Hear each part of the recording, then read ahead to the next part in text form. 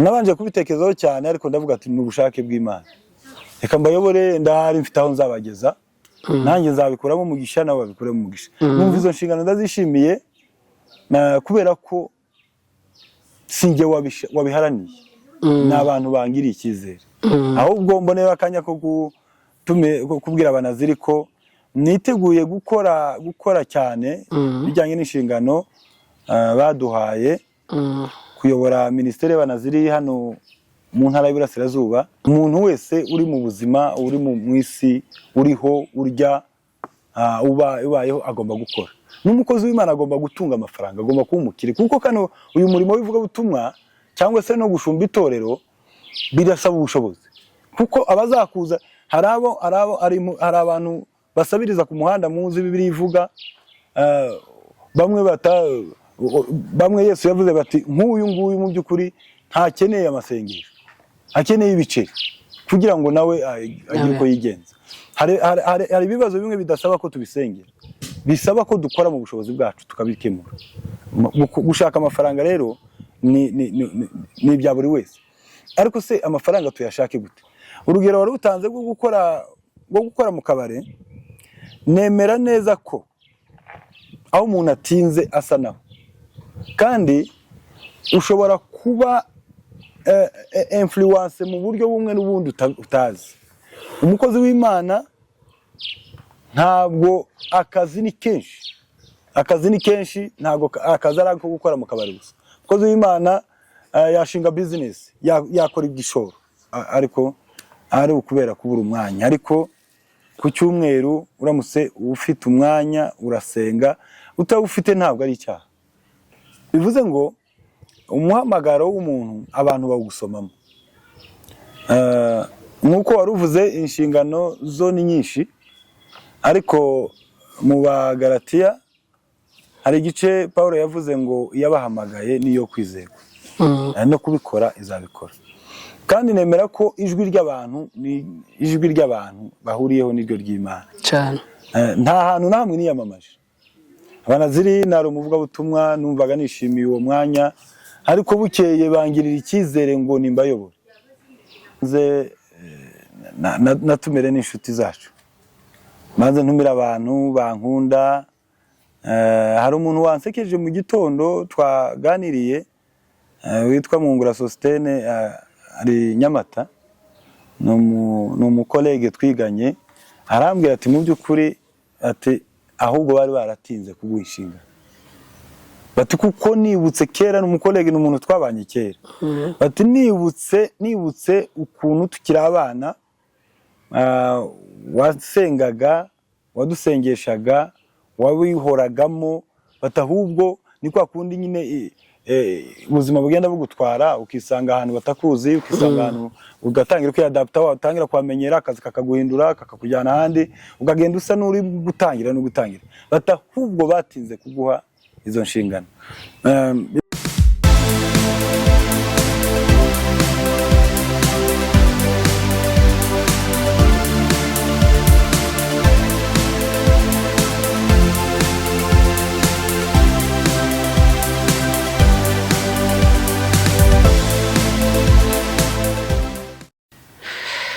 Mwongeye kwirirwaho abakunzi bacu ba Nyabiheke Films, abari ku mugabane w'i Burayi mwaramutse, muri Amerika, i Burayi mwiriwe, muri Afurika ni Yambo, n'abari muri Kongo turabasuhuje, abadukurikirana umunsi ku wundi muri Kenya dufite abakunzi benshi, i Burundi dufite abakunzi benshi, abo bose twongeye kubaramutsa ngo mwiriwe, abandi twongeye kubaramutsa ati mwaramutse, abandi tumwiriwe.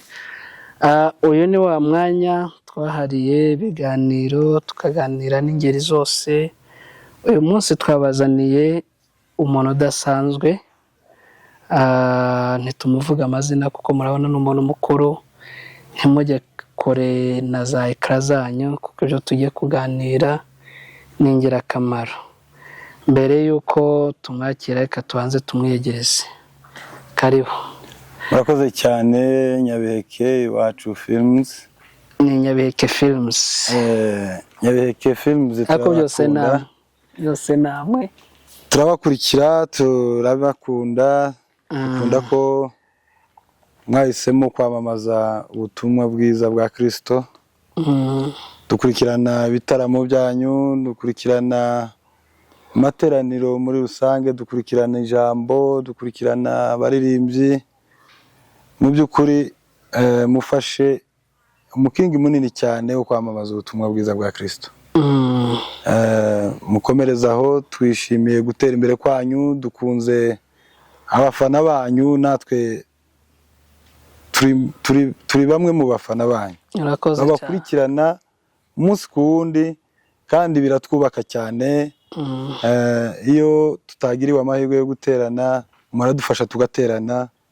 Iyo turi mu ahandi hantu hatandukanye, ndabizi ni benshi, hari abari Sudani batajya baterana, hari abari mu bundi buzima butandukanye batakigira amahirwe yo guterana, hari abo muzi bataherutse gusenga, hari n'abandi bateranira kuri telefone. Mu by'ukuri turabashimira cyane, duhaye agaciro imirimo mukora, ubwitange bwanyu, no kudufasha natwe ubwacu, kuko kuvuga ubutumwa ni kimwe, no kubwamamaza ni ikindi, kandi ibyo byose birakenewe muri uyu murimo. Iyo rero dukoze igitaramo, iyo dukoze ivugabutumwa nk'iri, iyo tugize icyo tutangariza abantu, tuba twifuza ko cyagera no ku bantu benshi. Rero muradufasha kukihutisha kugira ngo kigereyo. Turabibashimira cyane kandi tubihaye agaciro. Duhaye agaciro umwanya muduhaye, duhaye agaciro uyu mwanya n'ibikorwa tugiye gukora.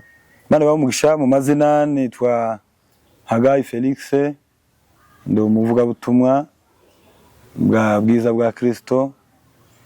Mu buzima busanzwe nkora umwuga w'ikiganga.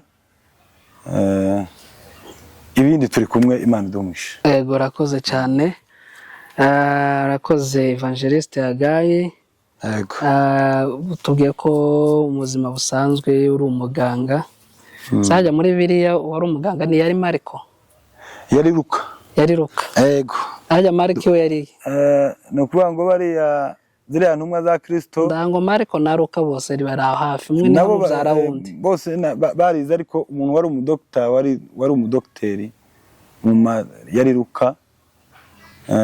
Niyo mpamvu ubundi bavuga ko Luka ari we muntu cyane wagerageje kurusha abandi gucukumbura kumenya Kristo neza uwo ari we, kubera ko yarabarusha n'ubuhanga. Kimwe nuko wumva Pawulo ubundi bavuga ko atigeze abana na Kristo, nta nubwo yagendanye nawe cyane nk'uko ba Petero babikoze, ariko yabarushije gutahura, yabarushije kumenya Kristo, abarusha kwandika ibitabo byinshi, abarusha kwamamaza ubutumwa bwiza hirya no hino, dore ko byagezeho anabuvugira no muri gereza. Bivuze ngo naje gusanga buriya ufite ikibanza niwe wubaka inzu, ufite n'igishoro burya niwe ucuruza. Nta muntu ucuruza adafite igishoro, ufite igishoro niwe ucuruza. Buriya ubwenge Pawulo yari afite nibwo bwamufashije gukora byinshi, kubera ko yari abifitiye ubumenyi. Bivuze ngo muri uyu murimo n'ubumenyi ni ngombwa. Niyo mpamvu twari tubikuye kuri Luka, ko Luka yari umudokita mbere y'uko aba intumwa ya Kristo. Yego. Hagayi Dr. akaba na Evangeliste. Ese iyo mirimo ibiri wifatanya ute kugira ngo umuvugabutumwa utegure Bibiliya, wongere utegure n'uburyo uvura abarwayi? Ibyo bintu bigushobokera bite? Kuko ni ibintu bisa nk'ibiri difera cyane. Kuba umuganga akaba na Evangeliste, kandi Evangeliste biba bisaba ngo ube uri umuntu ufite umwanya uhagije aho bari bugushakire bakubona, kandi abaganga nabo bagashaka ngo nabo babe bize cyane n'ibitaro n'abarwayi. Se ubifatanya ute, ubishoboza gute? Ufite umuhamagaro burya naje gusanga ari ikintu utapfa gucika. ni ikintu kigukurikirana. Yego. Umuhamagaro ni umuntu arawuvukana ukagerageza kuwudevya bikanga. Ukajya kuko urabona muri ubuzima tuba urebye ukuntu abantu bakora ama orientation ujya mu byo wumva ukunda ariko nanone style umuhamagaro ugakomeza ugukurikirana. Yego. Ugatangira mu bwana wumva iby'Imana ubyumva bikunze ukabijyamo ariko ukajya no mu bindi cyane ko twebwe twakuriye mu bihugu bidateye imbere ku buryo batagupima abandi bateye imbere ubundi bapima amajene uturemangingo bakamenya ibyo uzashobora noneho bakakorienta bakakurimita kimwe nuko wumva bari abakinyi kimwe nuko wumva abantu bakomeye bagatamenya orientation y'ibyo ugomba ushoboye akaba ari byo kanaliza akaba ari byo ukomerezamo ntujye mu bindi ntutatire ariko niyo mpamvu tutakunze no kugira abasava nuko twebwe turatatona dukora tatonage turakabakaba ukisanga mu kiganga ukisanga mu mategeko ukisanga kandi wari kuba n'ikindi kintu cyane kuba ngo nibo babasava bari massacre ubu dufite abakinyi bapfuye dufite abakozi b'Imana bapfuye dufite abahanzi mu ndirimbo bapfuye dufite abanyamategeko bapfuye bitewe no kubura orientation. Niyo mpamvu uyu munsi ujya uwisanga muri ambarade de choix noneho ukibaza ngo ibi bintu ndaza kubifatanya gute. Kimwe cyo naje gusanga ko biri Maria facilement. Impamvu byi Maria nuko ahanini usanga byose ari ugufasha. Niho narivugiye ngo nsanga uyu mwuga byose urasa n'ufite ahantu uhurira kuko niba abatugana badushakaho ubufasha ngo tubafashe tubavure mu buryo bw'umubiri ariko usanga kwa kundi bavuga ngo umubiri muzima na roho nzima iture mu mubiri muzima urebye ibigize umuntu ahanini centre y'umuntu y'ibitekerezo iba mu ntekerezo n'ubundi mu bwonko noneho ugasanga iyo ufashije umuntu ku buryo bw'umubiri uba ukwiye no kumufasha no mu bundi buryo bw'umwuka nsanga byose rero bifitanye isano dufasha abantu batugana bababaye ku mubiri ariko no mu buryo bw'imitekerereze no mu mwuka nabwo baba bakeneye ubundi bufasha numva rero byose yenda ikibazo cyazaba mu mwanya mu kubibonera umwanya uhagije byose ariko byose n'ubundi biganisha kugufasha umuntu kugira ngo umuntu abe muzima mu mitekerereze ari muzima mu mubiri ari muzima no mu mwuka ari mu buzima. Urakoze cyane kudusobanurira wa dogiteri. Hari umuntu ejo bundi mperutse gukurikirana ikiganiro numva aravuze kandi nifuje ko nzakikubaza icyo kibazo. Muri Bibiliya bavuga ko Adamu bamukuyemo urubavu rumwe, bamaze kumukuramo urubavu rumwe asigarana imbavu hamwe 13 ahandi 10 hajya ni 24 zose ubwo ni 11 12 ariko ejo bundi aranakurikirana ikiganiro bambwira ko umuntu wese yujuje imbavu. Wowe nk'umuganga tugira amahirwe ko yakwiye ntabwo ari umuvugabutumwa ni umuganga. Ese wowe nk'umuganga ubyemera ute kugira ngo ese koko dufite imbavu 23 abagabo cyangwa dufite 24? Ubundi ibyo bita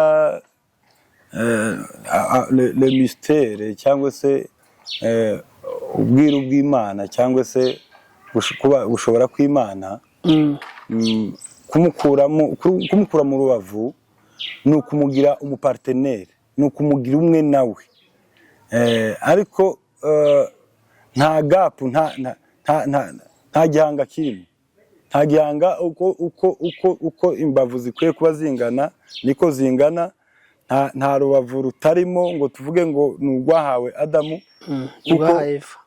ni urwahawe Eva ruva muri Adamu ko n'uyu munsi procreation abantu bakomeza kwiyongera, turabyara buri munsi, abana baravuka, ntabwo bava mu rubavu. Icyagaragaye ko bava mu rubavu ni ukugira ngo abe akara mu mara ye, abe ukuwe mu mugabo, byitwe kuko ari umuntu umwe wavuyemo babiri. Ibyo ni en terme ya relationship y'imibanire yiwe nawe yagombaga nibyo yasemborizaga, ariko ntabwo ari ukuvuga ngo urubavu rwavuyemo, ngo nta rundi rurimo, ngo abantu bafite imbavu zituzuye. Biruzuye, ahubwo byari mu mwuka. Iby'Imana cyane biba biri mu mwuka cyane kuruta. Mbese ni terme biblique. Yego. Byari mu mwuka, mu kigereranyo cy'uburyo ki umugabo n'umugore bari ari babiri bakoze umuntu umwe. Ni handi bavuga ngo rimwe guteranya rimwe, en terme de mariage bavuga ko ari rimwe, ariko mu mibare isanzwe ni kabiri. Yego. Urumva ko natwe ubwacu n'abandi bose bazi ko ari uko bimeze umugabo atujuje imbavu. Yego. N'abagerageza rwose kuzera kumva ko yango yumva. Impamvu nuko nategereye ikiganiro ejo bundi, arundi nawe umuganga amamubaza, umuntu avuga ati ese kuvuze ngo imbavu ziruzuye kandi twebwe twarakuze kugezana n'ubu batubwiriza ko umugabo urubavu rumwe barukuyemo bakarukoramo ivu. So niyo mpamvu rero nanjye nari nkubajije, ariko urakoze kugira ngo usobanurire abantu, kuko hari akenshi hano mu kubwiriza abantu bazabona umwanya wo kugira ngo abaze question, abaze se iki kintu uvuze muri terme mu buzima busanzwe kimeze gute, gihagaze gite. Abantu bagahita bakura ari ibyo. Ni nka wakundi twakoze twumva ngo ahirwa abakene. Yego. Siko twigira, kandi ukumva ko umuntu w'umutunzi kugira ifaranga, gushakisha amafaranga, uba wagiye en dehors y'ubuzima bwa Kristo. Ni context iri muri ejo bundi hari umuvugabutumwa watubwirije neza w'umunyabwenge, nawe namukunze. Yaravuze ngo njyewe sinemeranywa n'abantu bavuga ngo gukora mu kabari n'icaha. Ngo umukristo ntagomba kureka gukora akazi ngo kubera ko ari mu kabari, ahubwo agomba gukora muri ka kabari, ariko ntase n'akabari, ahubwo akagaragaza Kristo umurimo. Bitandukanye nuko abantu bumvaga, kuko wowe nka evangeliste udashobora gushinga akabari kubera ko ubarangije kwica umurimo w'Imana. Iyo dusobanura tuvuga ngo niba nashinze n'akabari, singashinze kugira ngo nse n'akabari, ahubwo nagashinga kugira ngo n'abandi mbabwirizemo ubutumwa bwiza, bambonemo Kristo kandi mfite akabari. Wowe uzumva gute? Okay. Ndaza guhera ahantu waruvuze ngo abakene bavugaga theology uko isobanura bitandukanye, cyangwa se Bibiliya muri rusange uko isobanura biba bitandukanye cyane n'imyumvire y'abantu, cyangwa se n'abatuzaniye ubutumwa bwiza. Abatuzaniye ubutumwa bwiza bari bafitemo indi politike yo gusobanura. Ubundi amagambo y'Imana ntabwo umuntu ayasobanura ajanye n'amarangamutima ye. Abakene b'ijambo ry'Imana, abakene bafite inyota yo gushaka Imana, abantu bumva bafite ubukene bwo gushaka Imana, abo nibo bahiriwe. Ntabwo ari abakene b'ubuzima, ntabwo ari abakene b'ubundi bushobozi n'imitungo n'ibindi. Ni abantu bumva bafitiye Imana ubukene, bakenya Imana. Aribwo abo bantu nibo bashobora gushaka Imana, kuko icyo uvuze nicyo ushaka, icyo ukenye, icyo udafite nicyo ushaka. Byumvikane ko ari abakene mu mitima bashaka Imana, atari abakene mu bundi bushobozi busanzwe. Hanyuma ikijyanye no gukora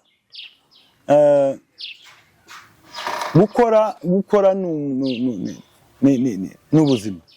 Umuntu wese uri mu buzima, uri mu isi, uriho, urya, ubayeho, agomba gukora. N'umukozi w'Imana agomba gutunga amafaranga, agomba kuba umukire, kuko kano uyu murimo w'ivugabutumwa cyangwa se no gushumba itorero birasaba ubushobozi. Kuko abazakuza hari abantu basabiriza ku muhanda, muzi Bibiliya ivuga,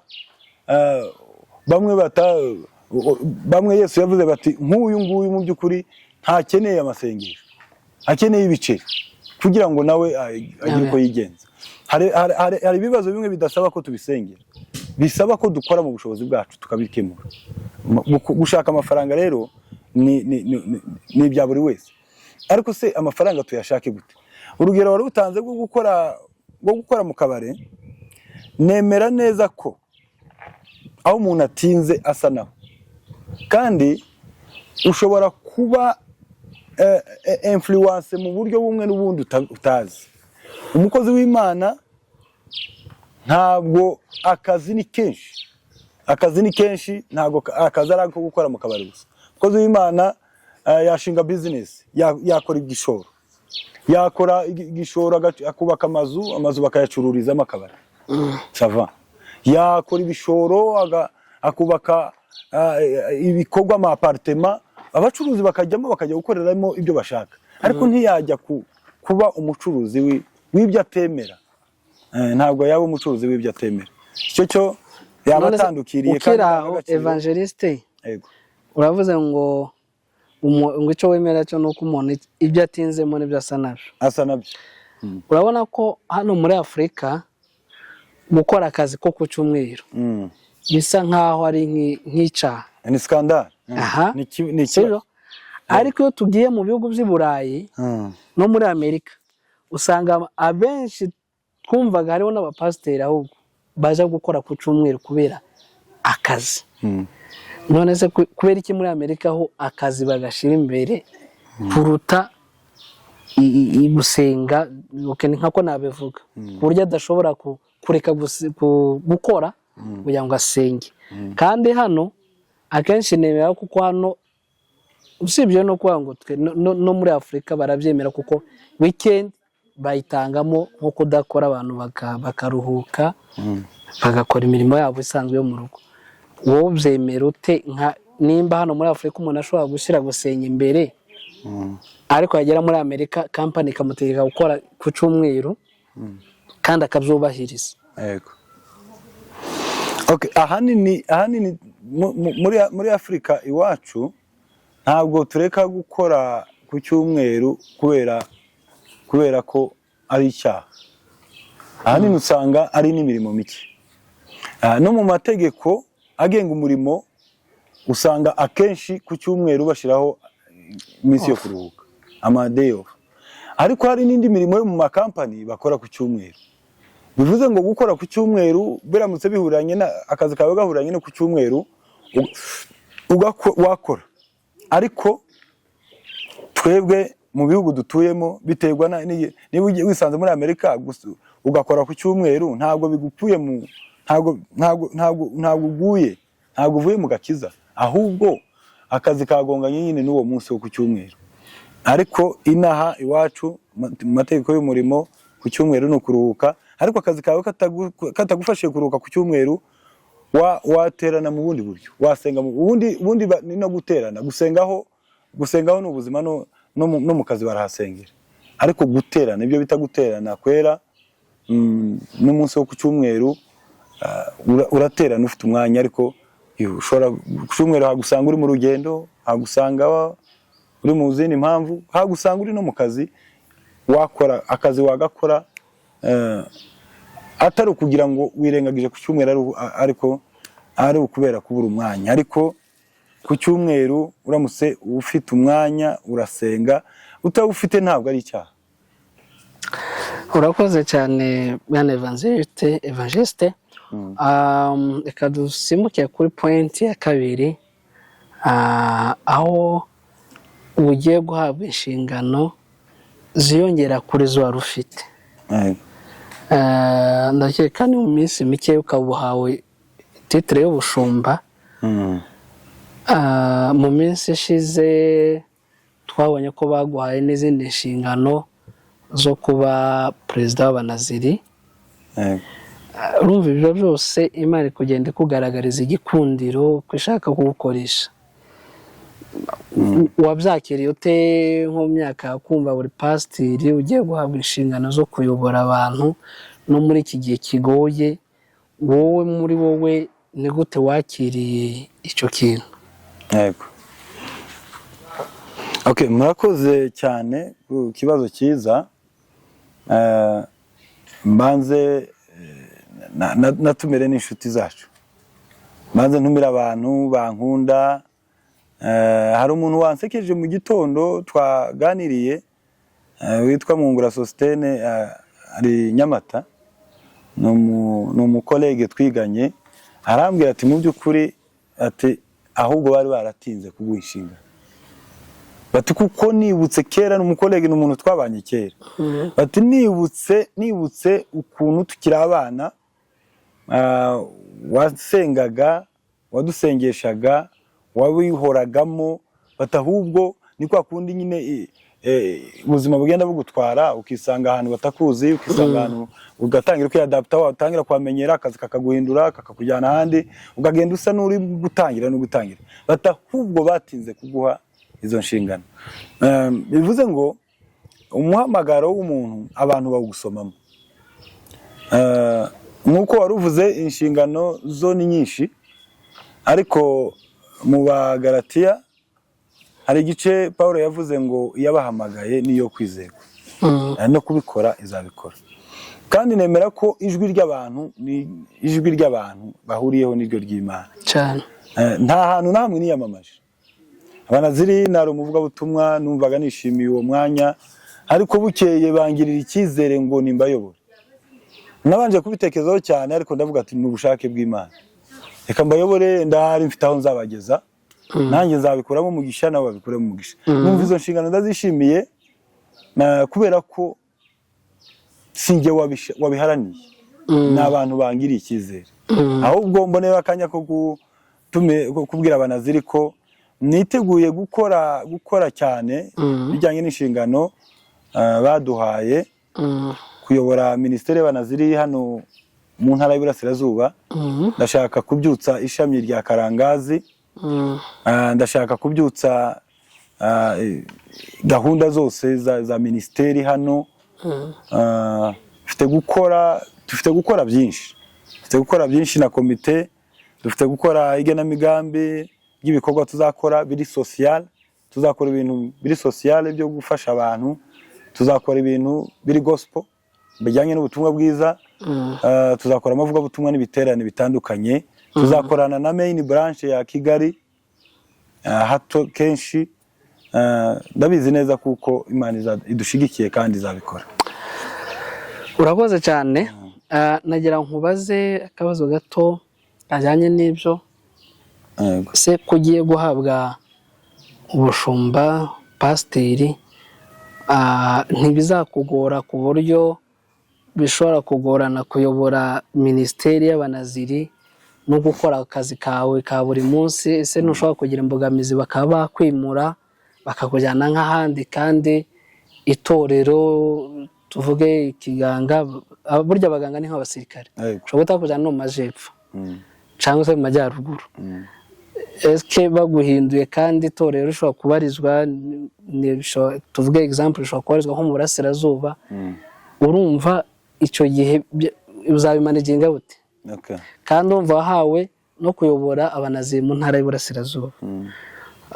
Habayeho nka changement mu kazi, bakaba bakudeployinga ahandi, byagenda bite? Urumva wabimanaginga bute? Urakoze cyane. Mbanze mbonereho akanya ko kubatumira kuri 19 dufite ordination, dufite ordination kuri 19 bazabana imikazi ku kwezi, ubwo haraburamo ibyumweru nka 2. Umuhango nyirizina uzabera i Kigali. Mbonereho kubatumira, bazaza ari benshi, muzaze muri benshi cyane, muzaze mubane natwe, mudushigikire, uzaba ari umuhango mwiza cyane. Ku bijyanye n'umwanya, nibyo nivuga ngo gusengerwa no kuba pastori nabyo ni biri mu bintu byantunguye. Njyewe nakunze iby'Imana, mbyirunduriyemo, biba ngombwa ko mpura n'inshuti zingiriye icyizere, bampa scholarship, bampa bourse njya kwiga theology, kaminuza ndayisoza. Maze kuyisoza, nshimire na missionary Pastor Mike na Pastor Manase bankunze, bakangira icyizere, bakantuma ku ishuri nkiga ngasoza. Ubu nakoze graduation. Noneho nshoje barambwira ati okay, nyuma yo gusoza rero ni ukuguha inshingano. bampaye inshingano rero numva nabyo wa mugani nibyo nahereyeho mvuga ngo ufite ikibanza niwe wubaka cyane. none se niba icyo kibanza nari ngifite nakwanga nte kubaka, nakwanga nte inshingano kandi narabyigiye. Ubu rero icyo gihe hazabaho gushira ku munzani kuvuga ngo uyu munsi niba aramuka akazi kanimburiye nko mu majyepfo, gusa icyo nzi cyo mu murimo w'Imana ngo uzifuze umurimo wo kwifuzwa ngo n'uw'ubushumba, niwo murimo wo kwifuzwa. Ndakeka ninjya no mu majyepfo nzawugendana, ninjya n'ahandi hose umurimo w'ubushumba wo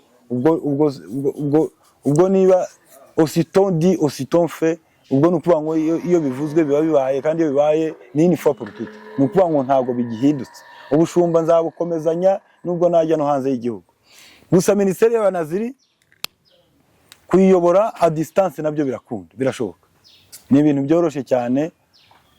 Si ngombwa ngo uba uri kuri field, uba uri kuri tere, cyane ko dufite komite, dufite abungirije, dufite abashinzwe amadepartement atandukanye.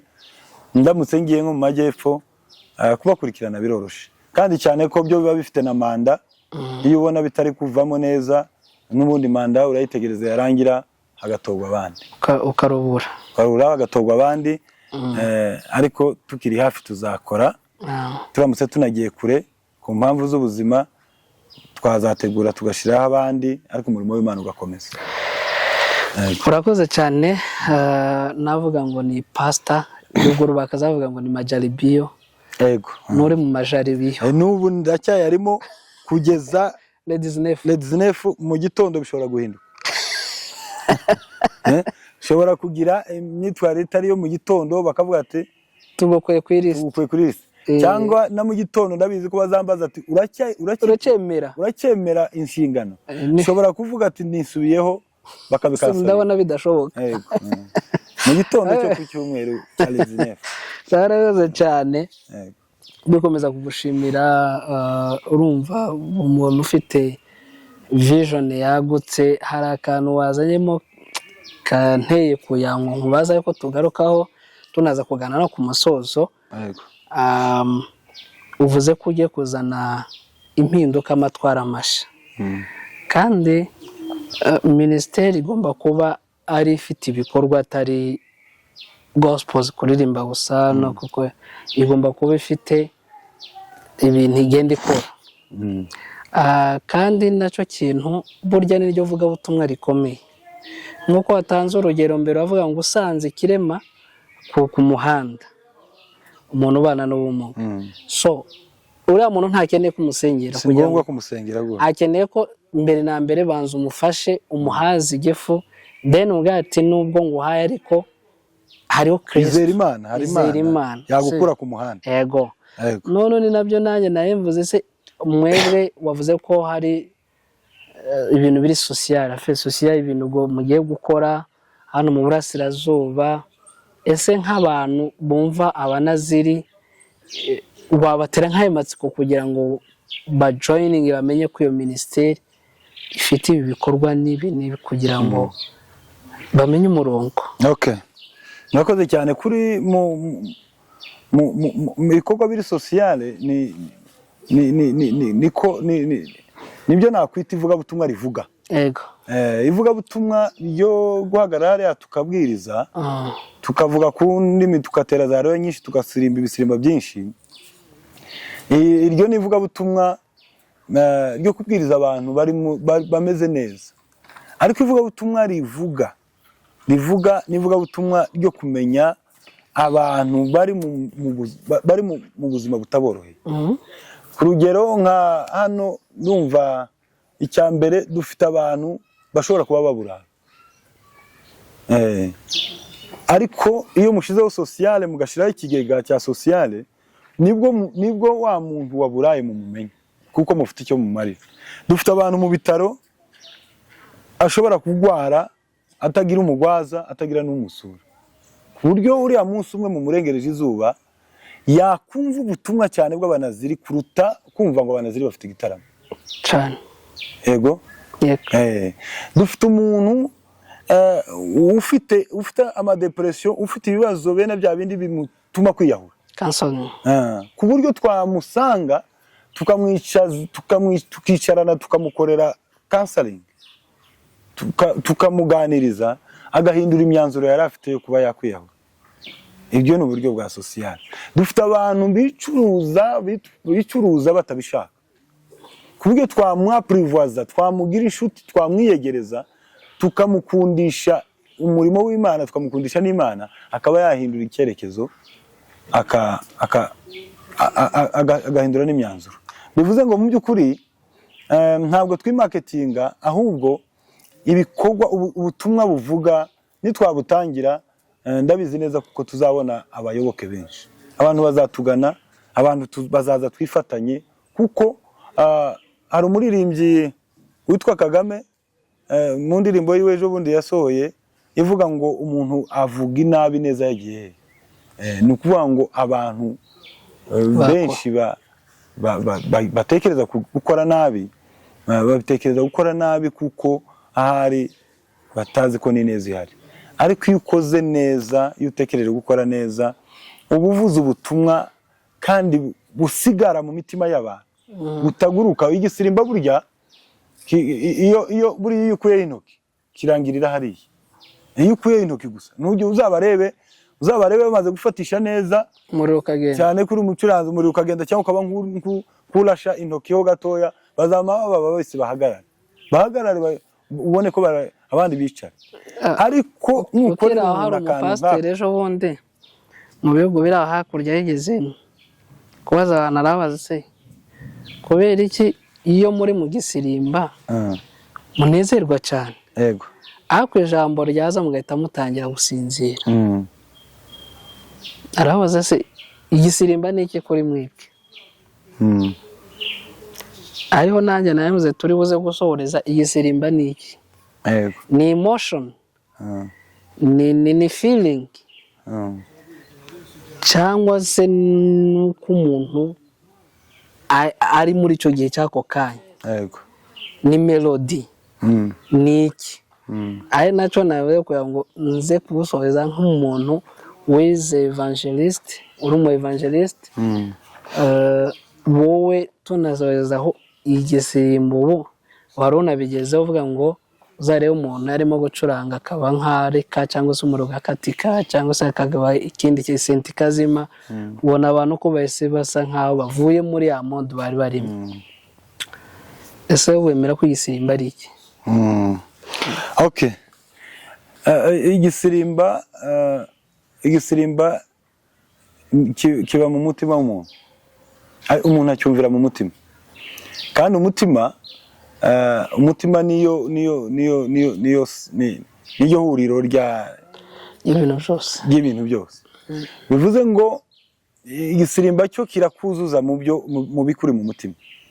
Niba ufite icyifuzo mu mutima, muri cya gisirimba urazamura icyifuzo. Niba ufite agahinda mu mutima wawe, muri cya gisirimba urarushaho kurira cyane. Niba ufite ibyishimo by'ibyo wagezeho, mu mutima wawe harimo ibyishimo, muri cya gisirimba urarushaho kwishima cyane. Bivuze ngo igisirimba cyuzuza umuntu mu byo arimo gutekereza. Ariko bariya bagihagurukiye ubona bahagurutse bose mu njyana imwe, abenshi baba bakurikiye melody, kuko buriya emotion, amarangamutima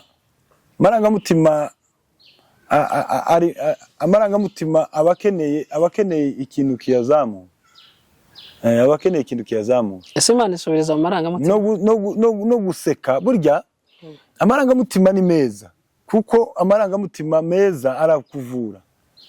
Ntabwo Imana isubiriza mu marangamutima, ahubwo amarangamutima meza, iyo ubona hari n'abantu bakora ibitaramo byo gusetsa abantu gusa. No kuba mu marangamutima wishimye nabyo ni byiza, birafasha, nabyo biraruhura, birafasha. Ariko igisirimba kiri muri side zose, kiri muri side y'amarangamutima ku muntu nyine wumva ayobowe n'ayo marangamutima, kiri muri side y'umwuka ku muntu wumva ayobowe n'umwuka, kiri muri side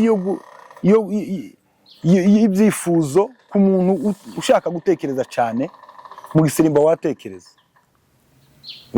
watekereza kandi cyane.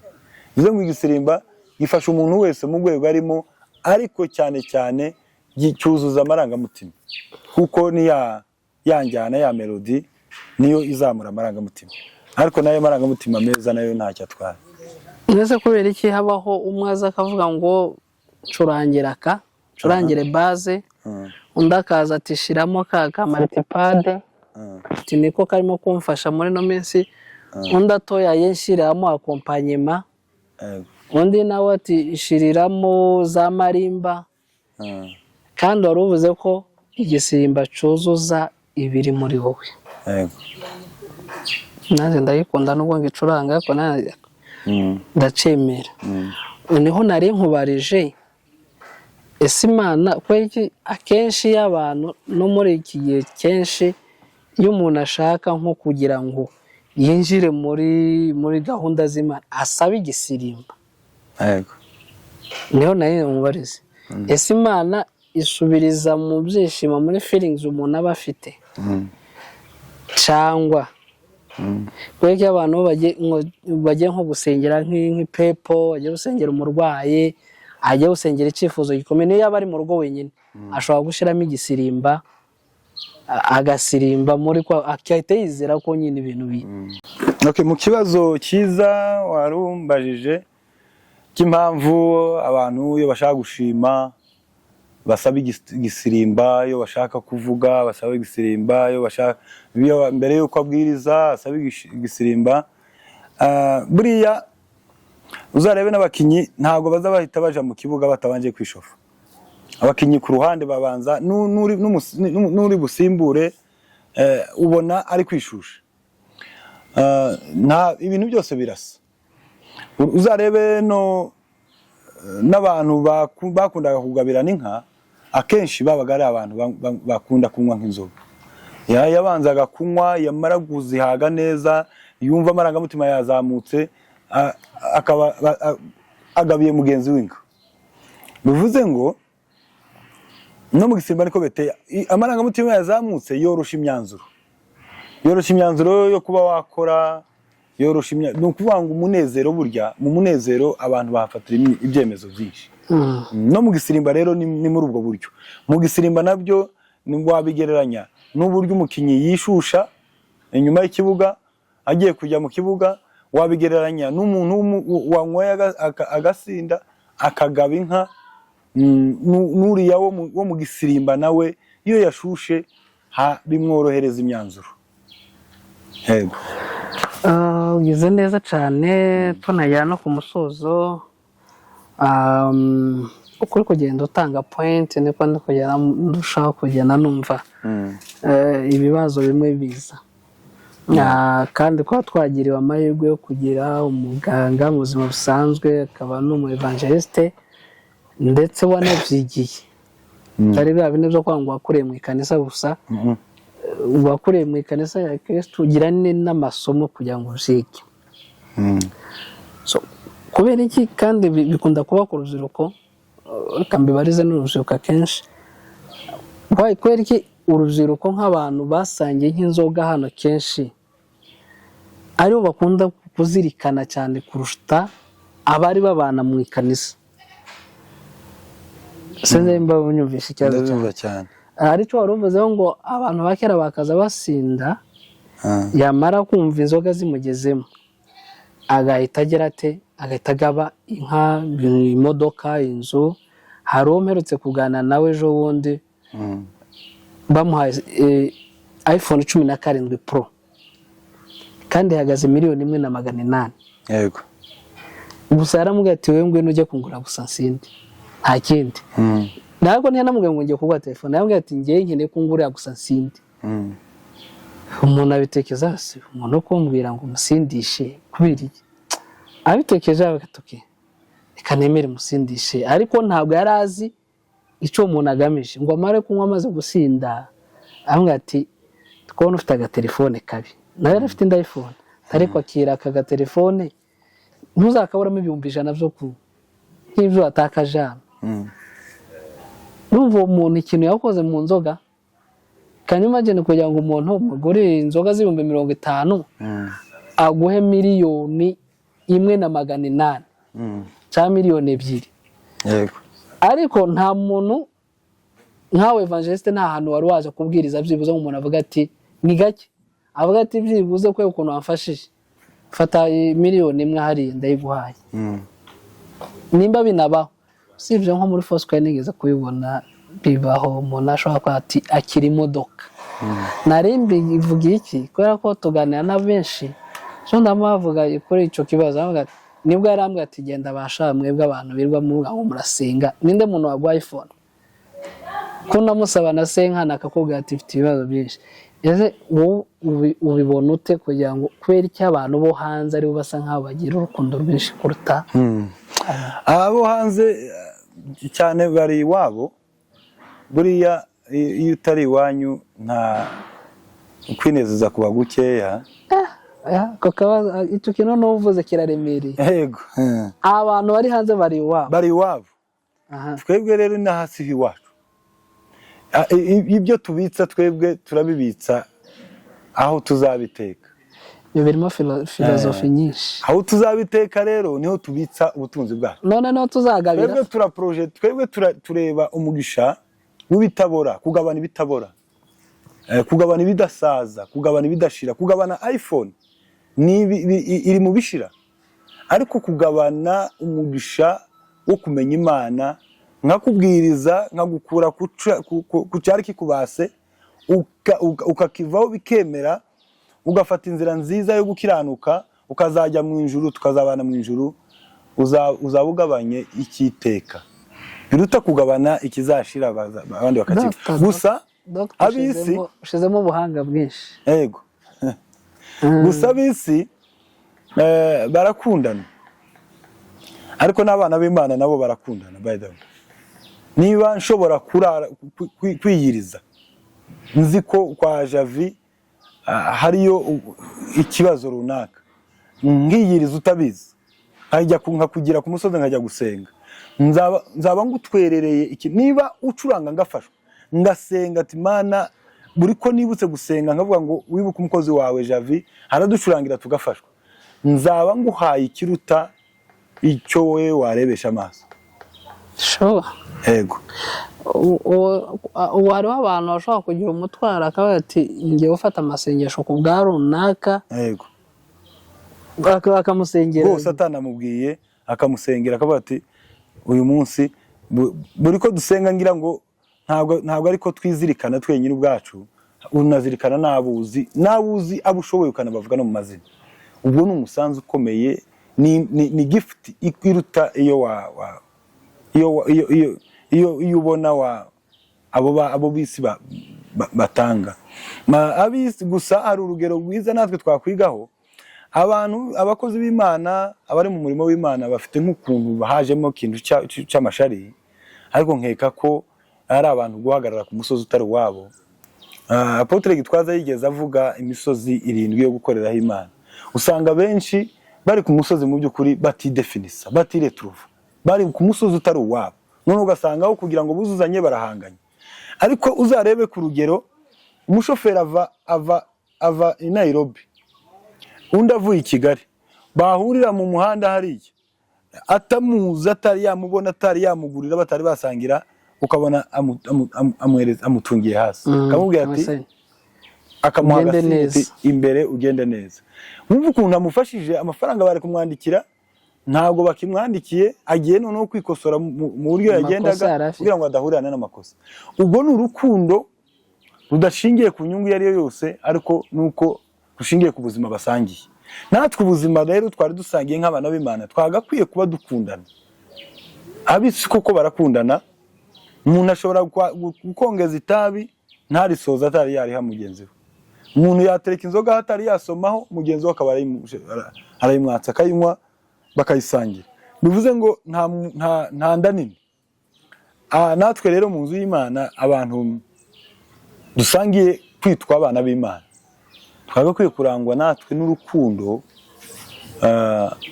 ruri mu bikorwa. Kuko gukunda umuntu si ukumubwira ngo ndagukunda, ahubwo ni ukubimwereka.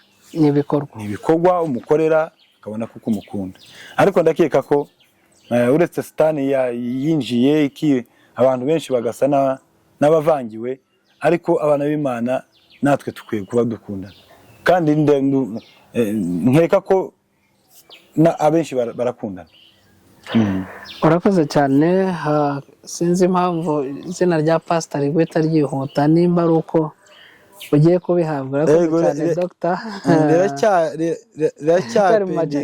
Riracyari aho, ariko riremezwa. tunasoreze aho tugira ngo dutumire abantu benshi kuri uriya munsi, nk'abava mu ntara guhera ku mupaka, ku mupaka wa Kagitumba ukazamuka ukagera ku mupaka wo mu majepfo. Gisenyi narahabaye, ahantu hose wagiye ukandagira. N'abakurikirana iki kiganiro ndakeka kiri bugere ku bantu benshi bazajoyininga, kuko nabyo nubwo bitari muri bya birori bitatu umuntu agira, ariko nabyo ni ibirori kugira ngo umuntu ahabwe inshingano, ahabwe ipeti, kuko ni gake umuntu ashobora kuvuga ngo bamusengurire ava ku pasiteri. Hano iyo bamusengurira ndango azakomeza akitwa pasiteri. Akazamara nko muri Kongo guhura na pasiteri byabaga ari nko guhura na mwarimu wawe ubu kwigisha, akaza ubitinya kumva ngo pasiteri mwahuye nko mu isoko, urumva ari ikintu gikomeye. Cyo kimwe no guhura na mwarimu wawe mugahura nko mu isoko, byabaga bigoye. Ndibuka nkiri umwana nigeze kuvuga mwarimu mu izina, kwa kundi ushobora kubona mwarimu aje tuvuga mu izina, mwarimu unyigisha mbaze ngo yinjire gutya muri classe, abana twiga primaire, deuxième primaire, ati monsieur bakuvuze mu izina. Narakubiswe nk'uwakoze ikindi cyango, navuze gusa mwarimu mu izina cyane. Nawe rero ni ikintu ugiye guhabwa kandi cyiza cy'umugisha, cyiyongera. Ndango none ugiye guhita ubaruka, Dr. akabana na pasiteri no kugera ikirenge muke, ubaye ruka neza, ubujuje inshingano. Dutumiye abantu bose, ariko ntibababwiye ni kanisa uzasengerwamo, ntibazi, bumvisha gusa ngo ni Kigali Kicukiro, ko ntibazi ngo ni mu ruhe rusengero. Nabyo ze kubibabwira kugira ngo nta hepfo turashiraho kontakiti zawe, kugira ngo hariho n'inkunga bakora. Kiriya ni igikorwa gikomeye, akeneye sapoti, kuko ni ibirori bizamo abantu benshi. N'abifuza kugutera inkunga, abo wabwirije barafashwa, bashaka kugira icyo bakora. Hariho n'abo bantu urumva hakenewe imodoka n'amatransport yo kugira ngo deplace abantu, abadafite ubushobozi ariko babyifuza. Hari ushobora kuvuga ngo njyewe nemeye kwasiteri izatwara abantu bazava mu Mutara, cyangwa nemeye 2 cyangwa 3. Abantu bose bifuza kujya muri icyo kubera ishaka ry'umurimo w'Imana. Ndifuza ko hari abantu nishurira bakazaja muri icyo gikorwa batazareka kugenda. Ibyo nabyo turifuza, kuko habaye hariho umuntu wumvisha haswe no kuzaba muri iyo event. Hariho no kubishira online kugira ngo abantu bazakurikirana bari mu mahanga bagukunda, nabo bakabikurikirana. Turashishikariza rero abantu kuzitabira uwo munsi. Ndaboneho ikiyo cy'Imana kizaba kiri, kuko Esaya nini Aroni wasutswe amavuta uwo munsi. Urumva ko ari amavuta yagize imbaraga nyinshi cyane n'iriya nkoni. Nuvuga ngo rero turasaba abantu badukurikirana, kuko natwe turi paruwasi torosha 7,000 birimo bigiye gukurikirana, bizanakurikirana n'ibyo bikorwa. Dushishikariza abantu kuzaba muri event, kuko hano hariho abanyabugande wabwije, hano hariho abantu benshi za ministeri zihora ziguhamagara, ngwino tubwirize, ngwino tubwize. Ariko abo bantu bashobora kuzagira umwete ariko bakabura mwaye yo kugerayo. Ariko hagize ibyo gande kubivuga ku giti cyanje, se wabivuze pastor, se wabivuze, nije uri kubyivugira nk'umunyamakuru. Habaye hagize nk'umuntu ugira ishaka ry'umurimo w'Imana, support yari yose, akagutera inkunga kugira ngo nabo bantu bose n'ufite ubushobozi wese azirihire, aze ni guhera saa 8 kugeza saa 12 cyangwa se bazanatarama amasaha yose bizafata, ariko inshingano ndakeka zizatangira saa 8 kugira ngo bazabe muri icyo gikorwa. Sinzi niba nawe hari icyo bari wibagiwe ikanisa buraza kubyivugira, nimba hari ibindi bikorwa bizahabera kugira ngo bamenye amakuru y'icyo gikorwa neza, dore ko ufite n'ivugabutumwa ejo bundi Bugande ntitwarivuzeho. Kiriya giterane cyayoboje abantu, ama SMS yabaye menshi ngo abantu hano ho kuri uyu musozi ndango ni hafi ya bose bazagenda. Yesu udafite ubushobozi. Icyo mperaho ni igiterane dufite ku itariki 10 kugeza kuri 12. Dufite igiterane Uganda na Kivale mu itorero rya Grace of God, hamwe na fellowship yabo y'amatora arenga 10. Tuzaba dufite igiterane cyiza cyane, dufite abavuga butumwa n'abaririmbyi beza, dufite timu ifatika izava hano Nyabiheke, basically mu itorero ry'inkuru nziza. Yego. Tuzaba turi kumwe n'abakozi b'Imana beza. Yego. Icyo giterane mu by'ukuri abantu bari Uganda mwitegure. Yego. Mwitegure, tuzabazanira timu nziza. Yego. Hanyuma igiterane cya ordination nibyo nari mvuze, abantu ba mbere ntumira n'umuryango. Urimo kuvuga ordination ko wari umukecuru ushobora kumva ntamenye ordination icyo ari cyo. Igiterane cyo guhabwa inshingano, gusengerwa ku nshingano za gishumba z'ubupastori. Naje gusanga burya na Yesu akomoka mu muryango wa Yuda. Ntago ngiye gusengerwa n'umuryango, ariko abantu ba mbere batumiwe n'umuryango. Umuryango wacu mvukamo murahawe ikaze cyane muri uriya muhango, kuko umuntu aza kuba undi muntu ari uko avuye mu muryango. Na mama pasiteri ki na mama we wawe. Yego. Ungoga we n'urubavu rwa ninjye nawe. No kuvuga ngo no gufata inkoni imwe nawe agafatiye. Cyane. Yego.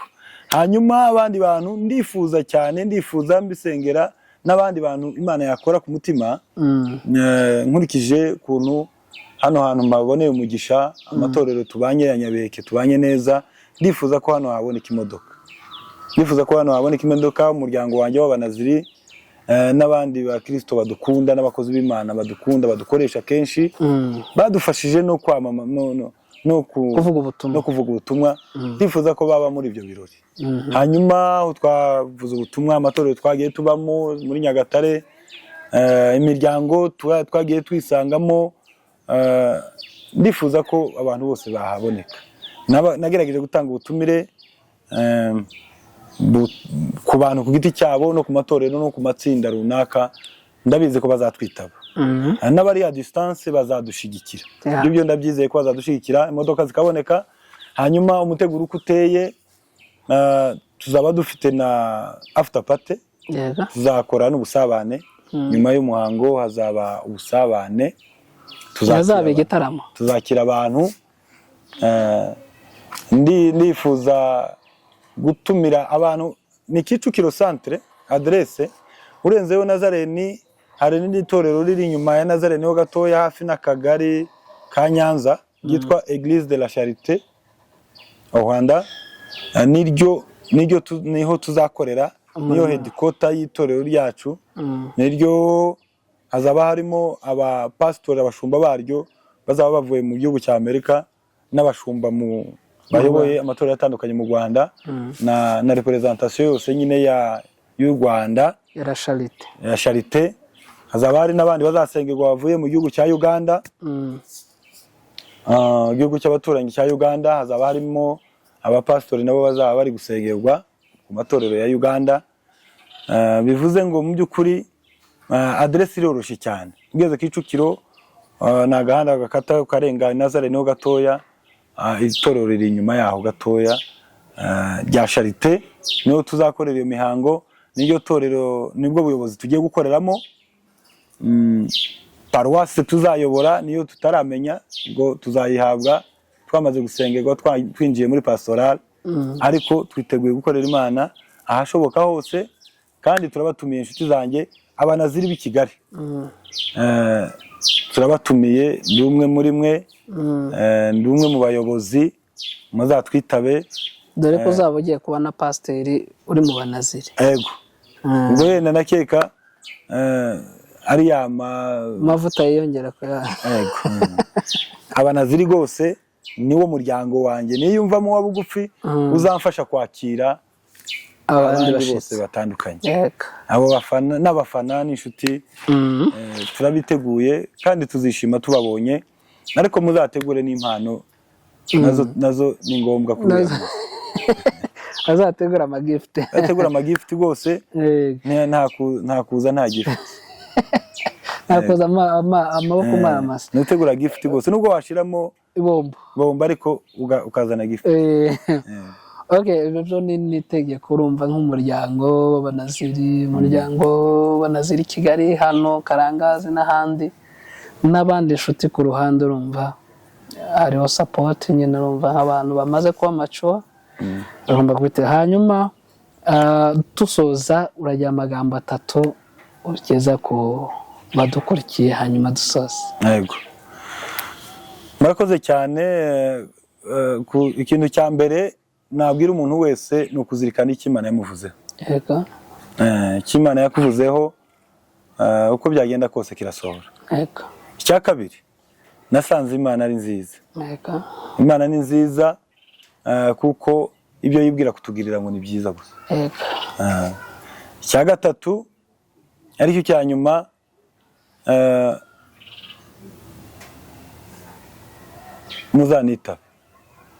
muzanitabe muzaze mudushigikire muzaze mubane natwe ibirori n'abantu. Yego ibirori n'abantu mu by'ukuri muzigomwe byinshi ndabizi mwanya bari ikibazo ariko muzigomwe byinshi muhagarane natwe tuzishima cyane muzaba ibyishimo byacu kandi Imana izabaha umugisha kuko muzaba mukoze igikorwa cy'urukundo. Umwenda n'umwe gusa twasigiwe n'urukundo muzanere ku rukundo nanjye nzagerageza kwitaba mu byanyu. Murakoze cyane. Sawa urakoze pastor. Murakoze namwe. Nawe utane tuwukenera turizera ko tuzakubona. Asante cyane ndahari. Yego. Kandi namwe murakoze kudukunda no kudushigikira. Ordination izaba iri live kuri Nyabiheke Films. Yego. Izaba iri live rwose. Batazaboneka kuri tele tuzabaha link bazakurikirana. Murakoze cyane. Imana igumisha pastor. Asante.